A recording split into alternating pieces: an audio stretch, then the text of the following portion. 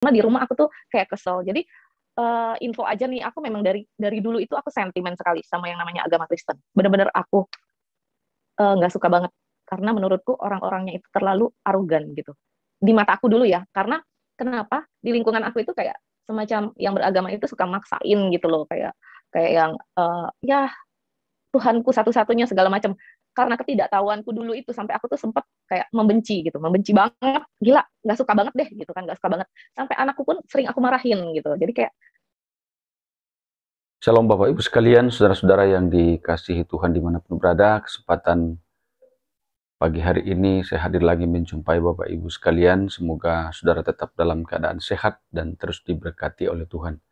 Kesempatan ini bersama kita mau mendengar kesaksian dari seorang ibu muslimah asal Palembang. Ia begitu benci sentimen terhadap kekristenan, tapi sungguh luar biasa bahwa ia boleh dijamah oleh Tuhan, diubahkan oleh Tuhan, dan menjadi percaya kepada Tuhan Yesus Kristus.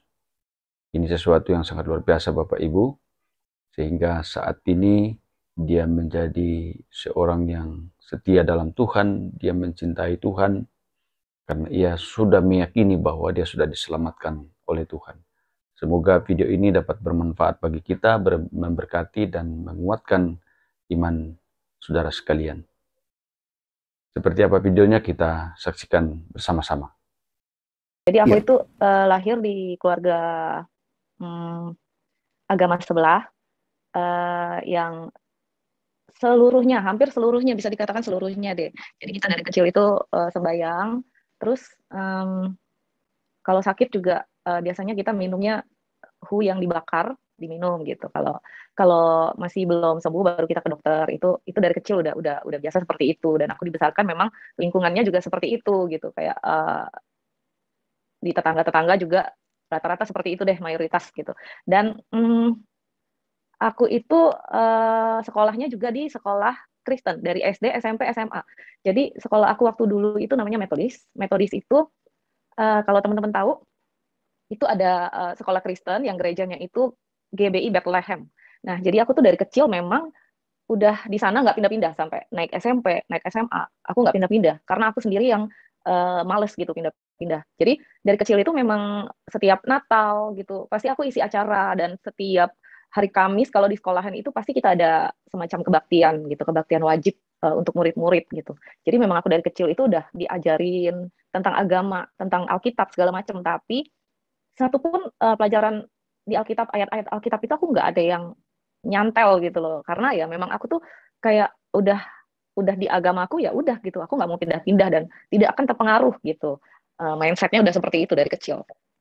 Tapi aku tuh suka banget lagu-lagu rohani gitu intinya, sampai dengan uh, ya intinya aku tidak terpengaruh sampai dengan aku dewasa, sampai aku menikah uh, dulu kota kelahiran aku Palembang dan aku menikah di Jakarta. Kemudian aku menikah juga di uh, ikutin agamaku yang lama gitu. Lalu singkat cerita, aku melahirkan anak dua, satu laki-laki, satu perempuan. Nah, yang laki-laki ini jadi bersekolah di salah satu sekolah internasional di Jakarta Utara, itu SPH. Nah, SPH ini pasti rata-rata udah tahu ya, SPH itu sekolah Kristen. Nah, kenapa aku masukin? Itu juga aku nggak ngerti ya.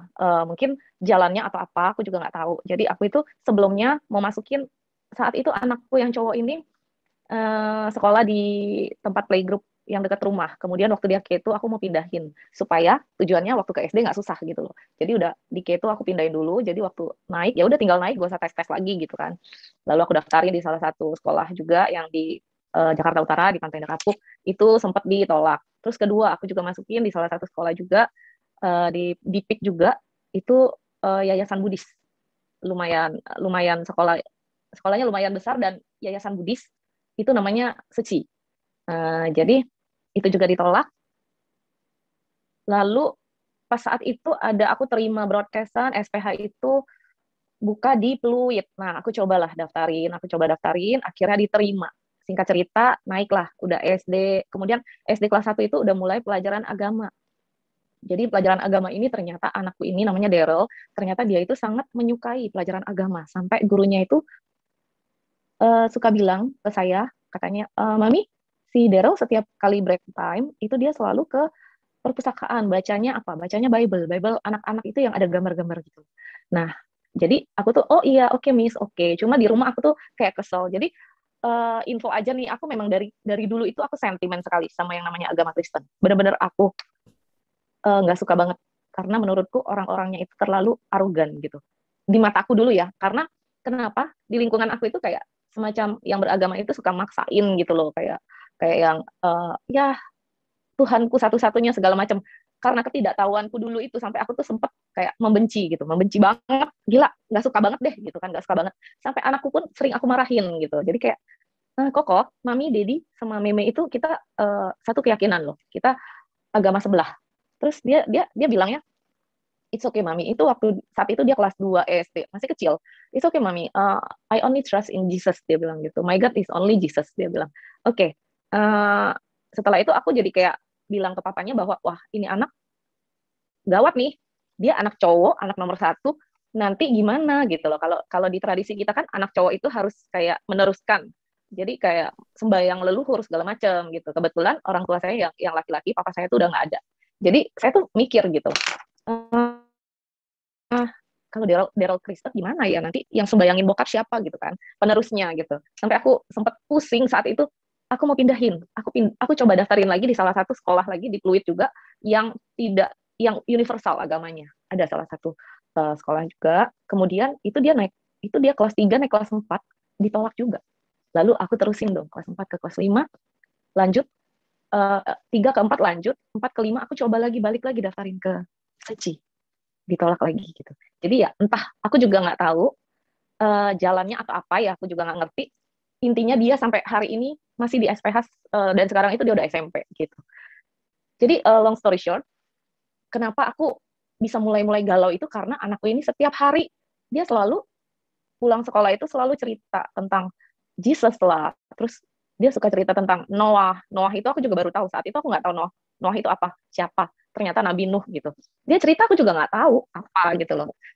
Jadi sejak itu aku tuh kayak mulai mulai ada satu pergumulan yang mana tadinya itu aku sangat kuat banget sembayangnya gitu loh. Kuat banget sampai yang sampai satu titik aku merasa kayak mulai itu di 2017 mulai mulai bergumul ya.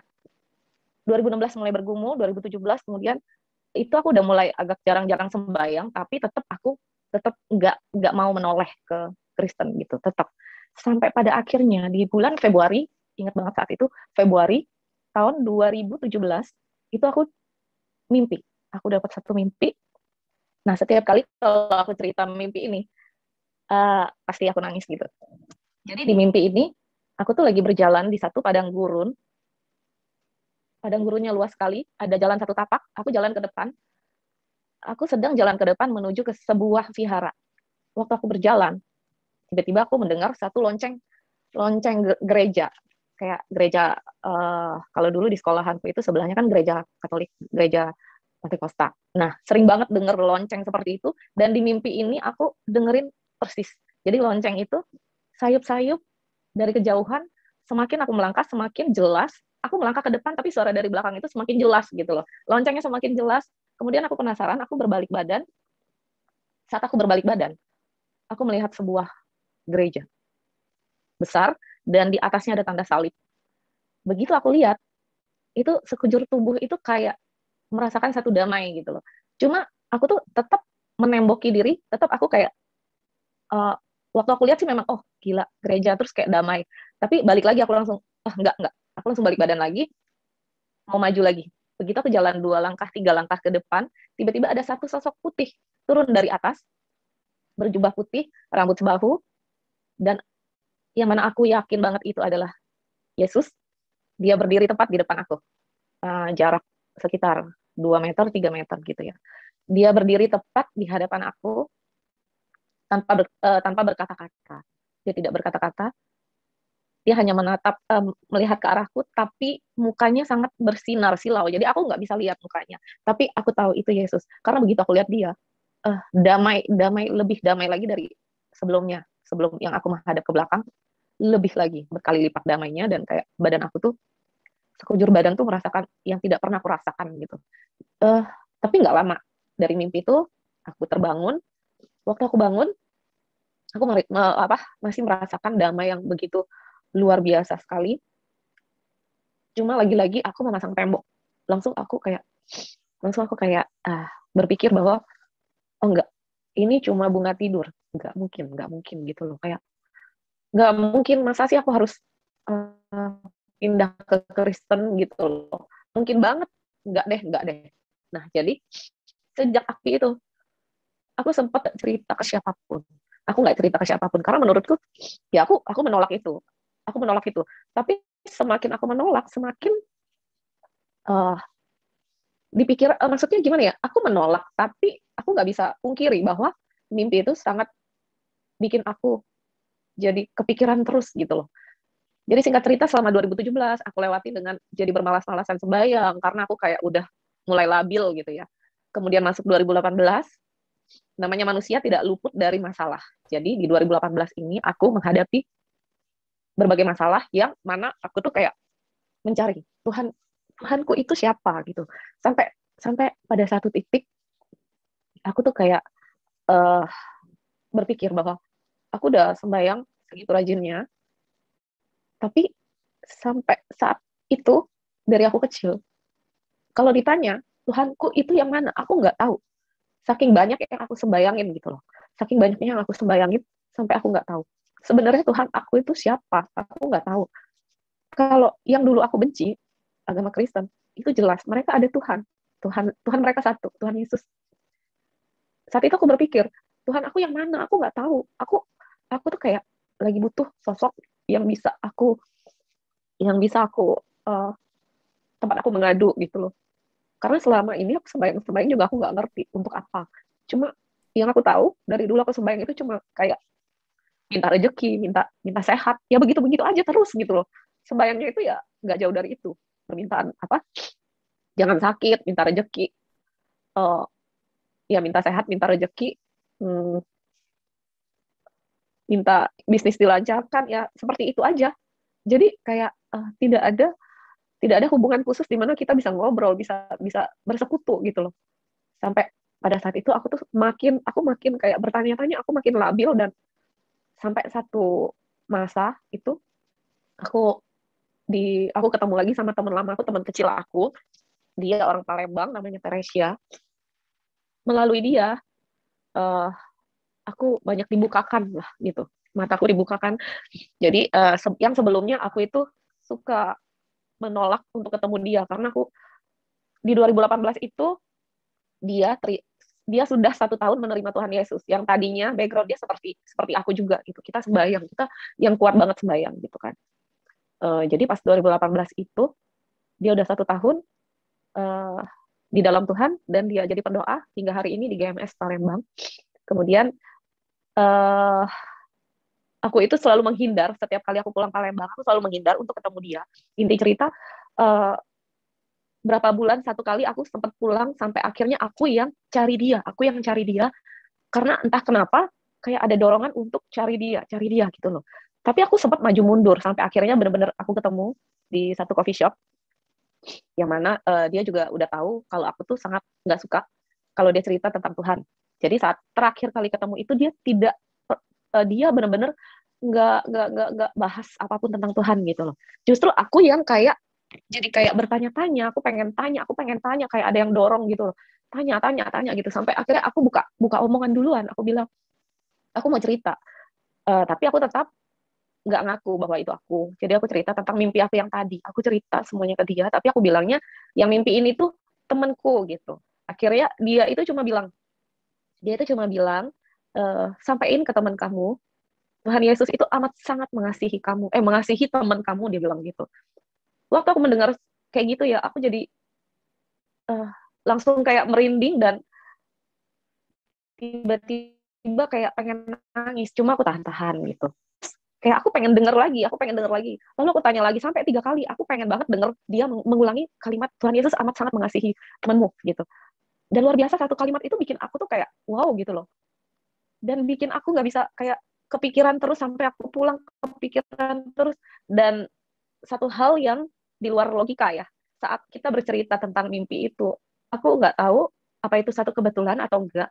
Di luar coffee shop itu hujan besar sekali, sampai akhirnya pas kita pulang, itu aku basah-basahan lari ke mobil, lalu aku nyetir, di jalan itu aku setel lagu Indonesia, lagu pop Indonesia yang tidak ada hubungannya sama sekali dengan lagu rohani. Setelah 2 lagu, tiba-tiba lagu ketiga, lagu rohani yang muncul, dan itu bikin aku sangat merinding gitu loh. Lalu aku langsung telepon ke temanku ini yang Teresia. Aku bilang, kenapa kok kayak begini? Aku jadi takut gitu loh. Terus dia bilang, kamu jangan takut. Uh, itu Roh Kudus, dia bilang. Enjoy aja dia bilang gitu. Jangan merasa itu satu hal yang menakutkan. Tapi walaupun aku bilang aku takut, tapi di hati aku tuh tidak, sebenarnya bukan setakut itu. Cuma aku kayak bingung aja. Kok begini gitu loh? Kok begini? Tapi nggak ada ketakutan yang sampai gimana tuh enggak ya. Cuma kayak bingung kok. Loh, kok aneh gitu loh. Lalu kemudian aku pulang mandi, siap-siap malamnya, siap-siap tidur. Waktu tidur ini, nah saat-saat inilah beberapa hari ini pergumulan aku satu persatu kayak mungkin mulai merasakan jamahan ya. Aku juga nggak tahu. Jadi malam itu tiba-tiba aku kepikiran untuk besoknya, kebetulan hari Minggu, aku kepikiran untuk ikut temanku ini ke gereja GMS yang Palembang. Jadi aku setel alarm jam 7 pagi, tapi setelah aku taruh handphone, aku mau siap-siap tidur, aku langsung kayak ada di hati aku ada yang bilang, ngapain ke gereja? Ngapain? Gak ada kerjaan banget sih. Mendingan lu tidur gitu. Ya juga ya, mendingan tidur gitu, lu ngantuk lah bangun jam 7 gitu. Mumpung di Palembang nggak harus urusin anak kan. Jadi bisa bangun siangan gitu kan. Ya udah deh, aku matiin dong alarmnya, aku matiin. Lalu aku tidur, ternyata yang terjadi adalah setengah lima subuh aku bangun dan nggak bisa tidur lagi. Aku bolak-balik kayak di kamar itu kayak merasa panas banget. Aku setel AC udah pol banget, padahal itu AC itu sebenarnya nggak rusak, cuma kayak akunya aja yang kayak kepanasan dan kayak gelisah, nggak bisa tidur. Setengah lima ke setengah enam, setengah enam ke setengah tujuh, 2 jam benar-benar aku nggak bisa tidur sampai akhirnya aku memutuskan untuk chat. Aku chat ke temanku, aku bilang, lu gereja jam berapa? Jam 9. Aku mau ikut dong. Langsung dia tanpa basa-basi dia bilang, oke, setengah 9 gue jemput, dia bilang gitu. Oke, singkat cerita, ikutlah ke gereja. Di gereja itu tadinya aku cuma pengen denger lagu rohani karena udah lama gitu kan. Karena memang aku suka lagu rohani. Waktu di gereja itu aku merasakan damai banget gitu loh. Nggak bisa dipungkirin bahwa aku merasakan damai banget dan sempet aku meneteskan air mata di situ. Lalu setelah selesai gereja, temanku ngajak makan siang bareng di sana. Dia bilang, tadi pagi aku itu saat teduh jam 5 pagi, aku mendengar suara Tuhan bahwa dia bilang, dia. Kan cuma bilang begitu katanya. Yang artinya adalah dia langsung ini tembak katanya. Yang mimpi itu lu kan, bukan temen lu, dia bilang gitu. Aku tuh langsung kayak wow, hebat banget ya, kok bisa tahu gitu loh. Dia bilang, aku tuh nggak tahu apa-apa, cuma tadi pagi tuh aku mendengar suara Tuhan bilang dia orangnya gitu. Akhirnya aku jujur. Nah dari sanalah aku mulai banyak sekali pertanyaan ke dia. Tuhan itu siapa, segala macam. Tuhan itu emang bener ada, bla bla bla bla, banyak banget aku kasih pertanyaan ke dia. Dia cuma bilang satu kalimat. Dia bilang, nanti malam sebelum tidur kamu doa dan kamu bilang begini, Tuhan, kalau memang kamu itu nyata, kasih aku pertanda gitu loh. Kasih aku pertanda bahwa Tuhan itu ada, Tuhan itu nyata gitu. Aku ikutin. Jadi malam itu sebelum tidur, malamnya aku berdoa seperti itu, dan terjadi lagi paginya aku bangun seperti yang tadi aku cerita. Subuh aku bangun dan aku merasa bolak-balik kepanasan, padahal AC-nya nggak rusak gitu. Aku cerita ke dia bilang, kamu itu lagi kepenuhan Roh Kudus, dia bilang gitu. Jadi sejak itu tuh aku kayak pengen ketemu dia terus, pengen pengen ngobrol tentang Tuhan gitu, pengen banyak tahu gitu kan. Sampai akhirnya aku pulang ke Jakarta, uh, dan memang di sana itu, di perjalanan pulang itu aku merasakan itu yang namanya kasih mula-mula, yang aku merasakan di sepanjang jalan aku menuju ke rumah itu.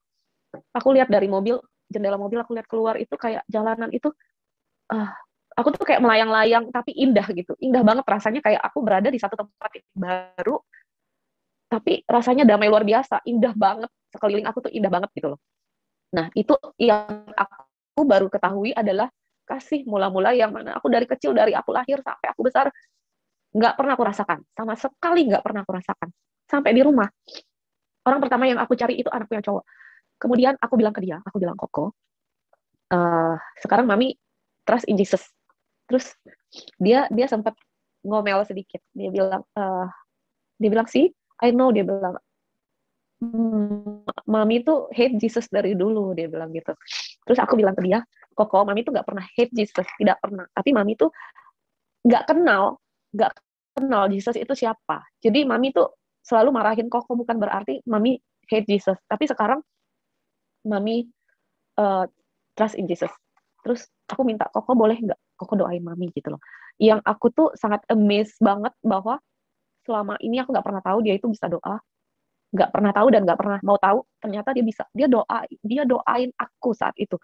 Dan dia bilang, e, thank you God, mami healing dan mami tuh kasih happiness intinya gitu loh.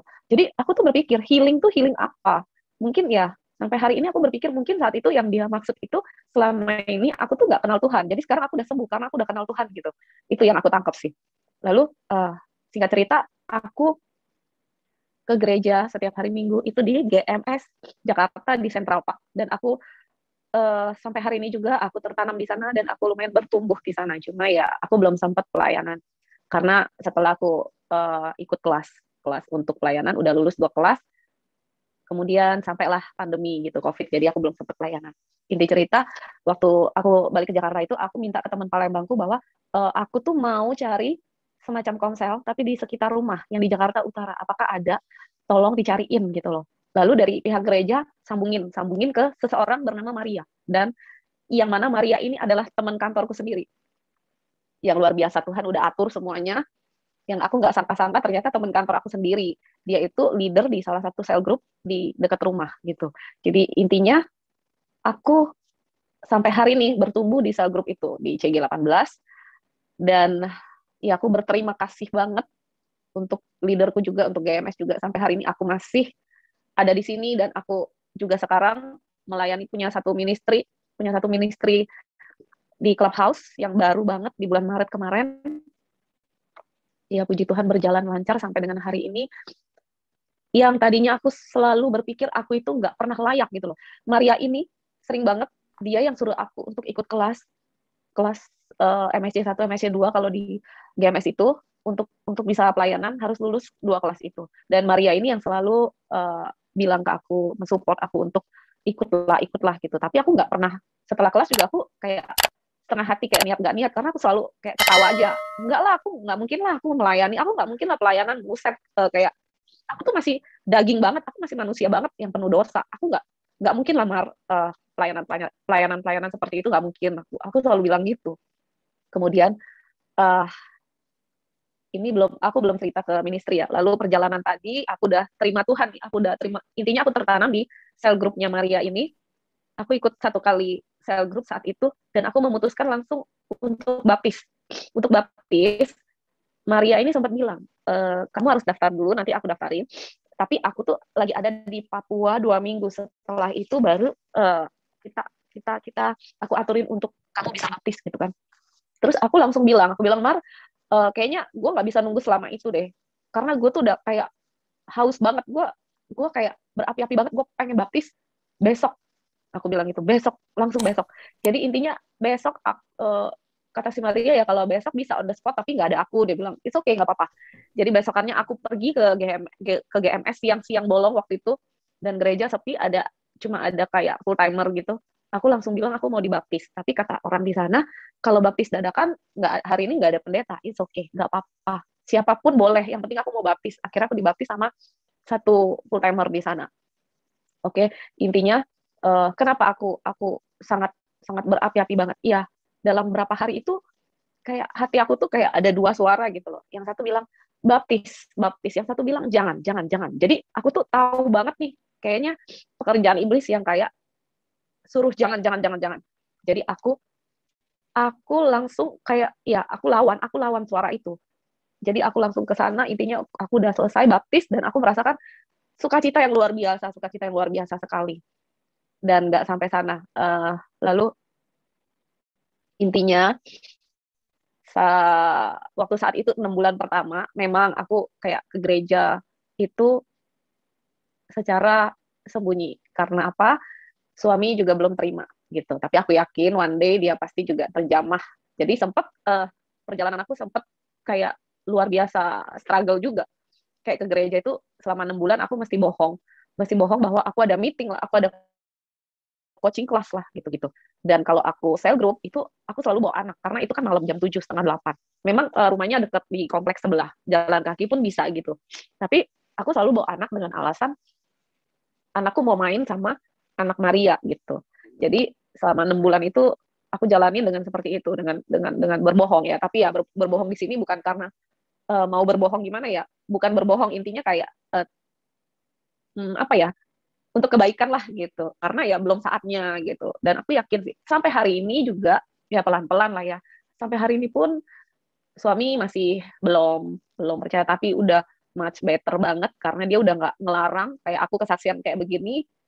uh, dan aku setiap hari ada ministry di clubhouse itu dia sering banget denger, dia nggak ngelarang sama sekali, cuma ya hatinya belum terjamah ya. Aku yakin kalau di dalam satu rumah satu orang percaya seisi rumah kan akan diselamatkan ya. Itu ya cuma butuh proses aja sih. Yang penting ya kita tetap di dalam Tuhan dan bersabar. Dan so far anak-anakku percaya Tuhan dua-duanya, dan keluarga besarku juga mayoritas belum. Jadi ada sebagian kecil aja yang udah di dalam Tuhan. Jadi ya aku masih terus bawa dalam doa, semoga keluarga besar bisa dijamah juga sih. Jadi seperti itu. Sampai akhirnya aku cerita sedikit tentang pelayananku yang sekarang. Itu sampai pada seperti yang tadi aku bilang ya, setelah masuk COVID, gereja offline tutup, gereja online itu di 2020 aku mulai kayak bukan jadi menjauh, bukan menjauhkan diri, tapi mungkin ya namanya orang kalau kita nggak bangun hubungan, tidak bersekutu terus dengan Tuhan, lama-lama kita akan makin jauh, makin jauh, makin jauh. Dan memang ikut Tuhan itu nggak seperti yang tadi aku bilang kasih mula-mula yang indah, indah betul. Itu kasih mula-mula itu luar biasa tuh, nggak akan bisa ditemukan kalau kita tuh nggak di dalam Tuhan, nggak akan bisa dimanapun itu. Aku jamin nggak akan bisa ketemu perasaan seperti itu. Tapi kasih mula-mula itu ya nggak seterusnya kayak gitu. Kita ikut Tuhan tuh untuk kita naik kelas ya banyak rintangannya. Untuk kita naik level itu banyak sekali rintangan yang harus kita hadapi. Dan nggak selamanya ikut, maksudnya udah ikut Tuhan hidupnya langsung enak terus sampai selamanya, itu enggak. Itu namanya nggak bertumbuh dong ya. Jadi intinya di 2020 itu aku sempat menjauh sampai dua temanku cewek-cewek. Saat itulah Tuhan mengizinkan, aku yakin itu dibikin sama yang melakukan iblis, tapi Tuhan mengizinkan karena dia punya maksud di balik itu.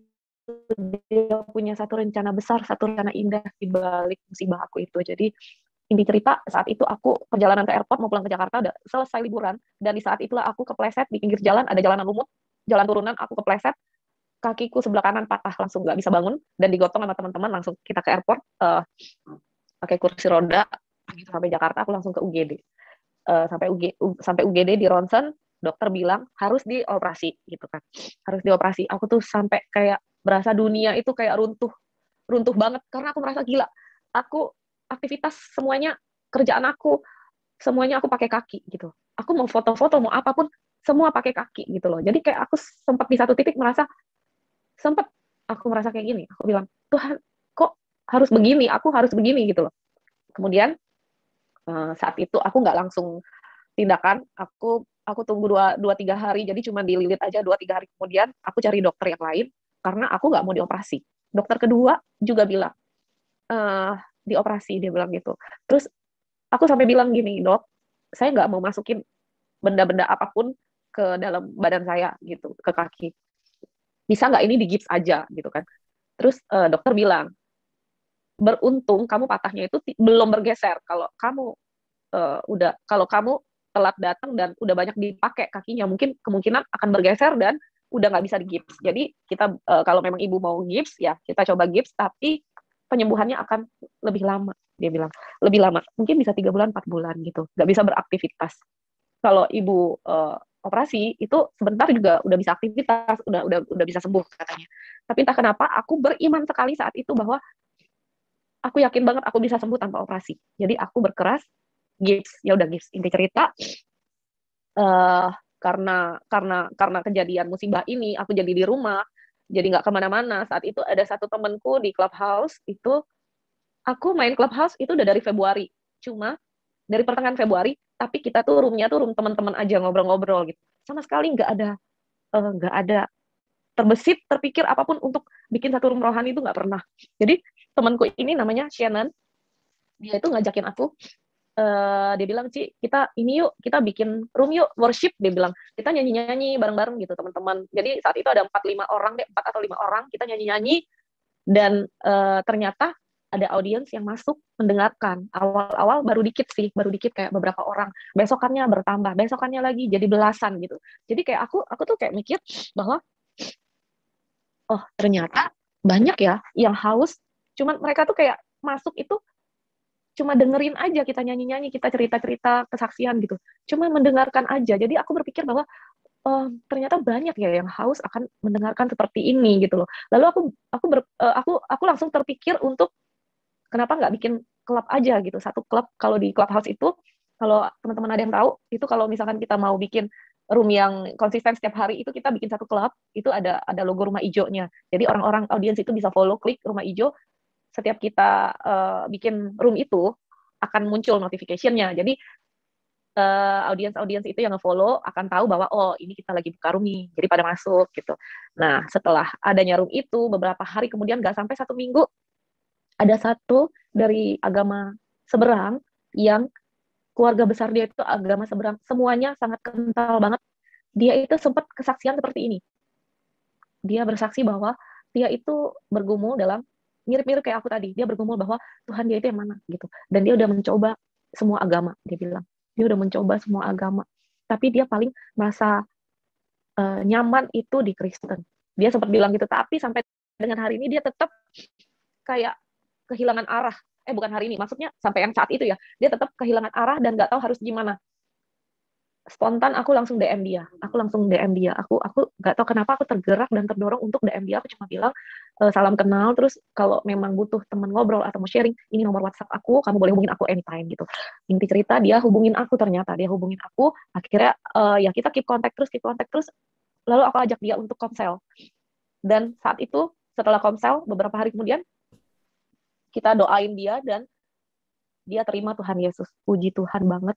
Sejak itu aku tuh kayak merasa, langsung aku bilang ke Tuhan, Tuhan aku sekarang aku tahu gitu loh, di balik musibah aku tuh ternyata Tuhan itu punya satu rancangan yang luar biasa, rencana yang indah. Room ini tuh baru banget dengan kayak kita itu yang bukan bukan pengalaman di rohani sama sekali gitu loh. Aku dan temanku ini nggak ada pengalaman di rohani gitu loh. Jadi kok room ini bisa berbuah gitu, berbuah, belum apa-apa loh, belum ada 1 minggu udah berbuah, dan aku merasakan satu perasaan yang gila, luar biasa banget. Kalau bukan karena campur tangan Tuhan, itu tidak akan mungkin. Dari sana aku langsung kayak oke, aku jadi kayak bersyukur banget dengan kaki aku yang patah. Aku sangat bersyukur. Dari sana aku jadi hilang semua rasa minder, aku rasa malu aku hilang semua, dan aku berani keluar. Sejak saat itu aku berani keluar rumah, aku pakai tongkat, aku nggak malu dilihat orang. Bahkan aku foto-foto pakai tongkat, aku nggak malu sama sekali. Karena apa? Aku merasa aku bangga dengan luka ini, dengan karena adanya musibah kakiku ini, aku bisa menolong satu jiwa gitu loh. Dan aku terima kasih banget sama Tuhan, sampai aku bilang, Tuhan, aku tahu ternyata ini yang Engkau mau. Oke, aku akan konsisten bikin room ini. Sampai hari ini, room kita itu udah episode 155, yang mana udah, yang which is 155 kali room ini diadakan. Konsisten tanpa pernah libur, kecuali kemarin 17 Agustus. Jadi sejak tanggal 5 Maret sampai hari ini. Nggak pernah libur sama sekali. Dan kerennya lagi, aku mau cerita, teman-teman, luar biasanya lagi pekerjaan Tuhan. Aku itu seorang yang baru mengenal Tuhan. Aku tidak punya background apapun di rohani. Aku tidak pernah terlibat pelayanan di gereja. Belum sempat gitu. Dan aku juga masih bisa dikatakan meraba-raba untuk ayat Alkitab. Aku tidak menguasai, dan aku juga nggak bisa sharing firman. Aku cuma bisa sharing kesaksian yang pernah aku alami seperti sekarang ini. Jadi aku benar-benar totally itu satu orang yang bisa dikatakan bahwa ia nggak bisa apa-apa di rohani, itu nggak punya pengalaman apa-apa, bayi banget, bayi merangkak istilahnya gitu. Tapi Tuhan perlengkapkan aku sampai dengan hari ini dengan tim-tim yang luar biasa, yang mana mereka itu background-nya itu luar biasa sekali. Ada yang worship leader, ada yang kayak apa ya, kayak leader youth gitu. Ada juga yang bahkan banyak diantaranya anak-anak pendeta, dan mereka itu semua orang-orang hebat di gerejanya masing-masing. Jadi di ministry clubhouse aku ini, namanya Worship His Holy Name, WHHN, itu kita dari berbagai berbagai gereja bersatu. Jadi karena kita punya satu visi yang sama, visi kita itu kita ingin merangkul jiwa-jiwa yang haus akan mencari Tuhan, dan tujuan kita cuma satu, menyenangkan Tuhan. Tujuan kita, fokus kita cuma Tuhan. Jadi mau background dari gereja manapun, kita semua adalah keluarga. Jadi itu aku sangat bersyukur banget. Yang mana aku nggak bisa sharing, nggak bisa apa, mereka semua bisa. Mereka pinter-pinter nyanyi, mereka bisa sharing, mereka bisa bawa doa yang bagus gitu. Jadi ya, yang aku mau sampaikan di sini adalah mungkin di antara teman-teman yang sempat merasakan dipanggil Tuhan nih untuk melayani.